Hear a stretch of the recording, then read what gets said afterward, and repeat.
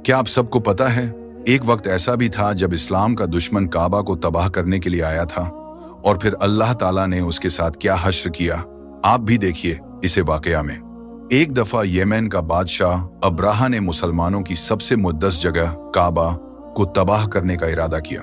काबा अल्लाह का घर है और हर तरफ से लोग हज और इयारत के लिए यहाँ आते थे, लेकिन अब्राहा हबशी इससे खुश नहीं था। उसने अपने शहर सना में एक बहुत बड़ा गिरजा बनवाया और उसमें सोना, चांदी और कीमती पत्थर लगे हुए थे, और चाहता था कि अरब के लोग अब यही इबादत करें, मक्का जाना छोड़ दें।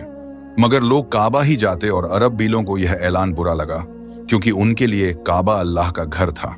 लोगों ने इस गिरजे की बेअदबी भी कर दी, जिससे अब्राहा का गुस्सा भड़क उठा।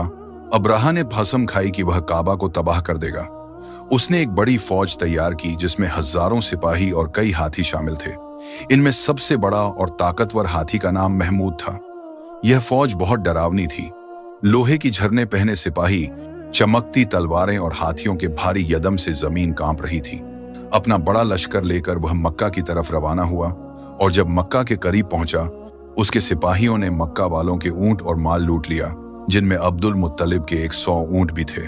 अब्दुल मुत्तलिब हमारे नबी सल्लल्लाहु अलैहि वसल्लम के दादा थे। जब अब्दुल मुत्तलिब अब्राहा से मिलने गए तो अब्राहा उनके रूबरू प्रभावित हुआ, लेकिन जब उन्होंने कहा मेरे ऊंट लौटाओ, अब्राहा हैरान होकर बोला, मैं काबा गिराने आया हूं और तुम्हें इसकी फिक्र नहीं, ऊंटों की है। अब्दुल मुत्तलिब ने जवाब दिया, ऊंट मेरे हैं, उनकी हिफाजत मेरी जिम्मेदारी है। काबा का मालिक अल्लाह है, वह खुद इसकी हिफाजत करेगा। सुबह सुबह अब्राहा ने काबा की तरफ बढ़ने का हुक्म दिया, लेकिन हाथी महमूद ने काबा की तरफ दम बढ़ाने से इनकार कर दिया। दूसरी दिशा में वह मरता तो चलता, लेकिन काबा की तरफ मुड़ते ही बैठ जाता। तभी आसमान पर काले बादल छा गए। हजारों छोटे छोटे परिंदे अबाबिल झुंड में उतरे। हर परिंदे की चोंच और पंजों में छोटे छोटे पत्थर थे। उन्होंने ये पत्थर फौज पर बरसाना शुरू किए।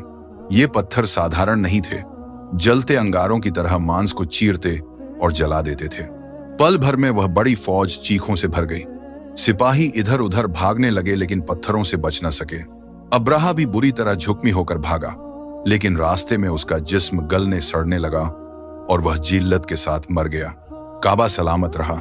मक्का वालों ने अपनी आंखों से देखा कि अल्लाह अपने घर की हिफाजत खुद करता है। यही वाकया कुरान की सूरह फील में बयान हुआ है।